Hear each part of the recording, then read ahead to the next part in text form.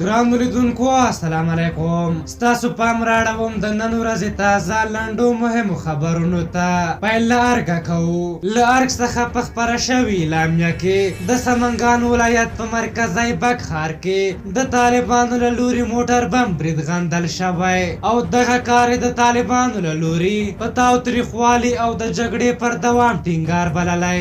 ارګ وایي په مذاکراتو کې د امتیاز ترلاسه کولو لپاره د تاوتریخوالي پر دوام او د خلکو پر وژلو ټینګار هغه بده تګلاره ده چې په تعصب سره د طالبانو ډلې غوره کړې. زلمی خلیلزاد ویلي سمنګانو کې پرونی موټر بم برید د طالبانو له کړو ژمنو سره په ټکر کې کار دی او دغه برید یې غندلی. طالبان وایي افغانستان کې د جګړې درولو لپاره هیڅ بهانه موجوده نه ده. دې ډلې په عین حال کې ویلي چې جګړه د دې لپاره ده چې بل انتخاب نه دی موندلی. کابل کې د امریکا سفیر په کابل کې د امریکا متحده ایالاتو سفیر له افغان حکومت غوښتي چې د اداري فساد په اړه د رسنیو راپورونه وڅېړي. راس ویلسن په خپل ټویټر د ځینو رسنیو خبریالانو او فعالانو د څېړنیزو راپورونو ستاینه کړې او له حکومت څخه یې غوښتي چې محاسبه او شفافیت تامین کړي. نوموړي ویلي د فساد عاملان د محکمې ته راکش کړی شي.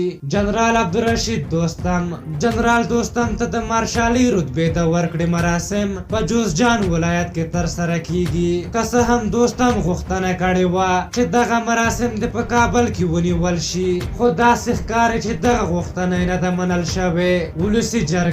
د ولسي جرګې غړي وایي چې حکومت د سرپرستي ختمه او دوی ته د نومان وزیران ژر تر ژره معرفي کړي. تادین خان د ارغستان کندهار پر لویه لار د طالبانو لخوا د دریو پلونو له لوزولو وروسته د کندهار امنیه قومندان جنرال تادین خان وایي چې عملیات پر لاره دي او ژر به د پنجاب د ګټو د مدافعینو ټوټه شوي جسدونه ووینئ.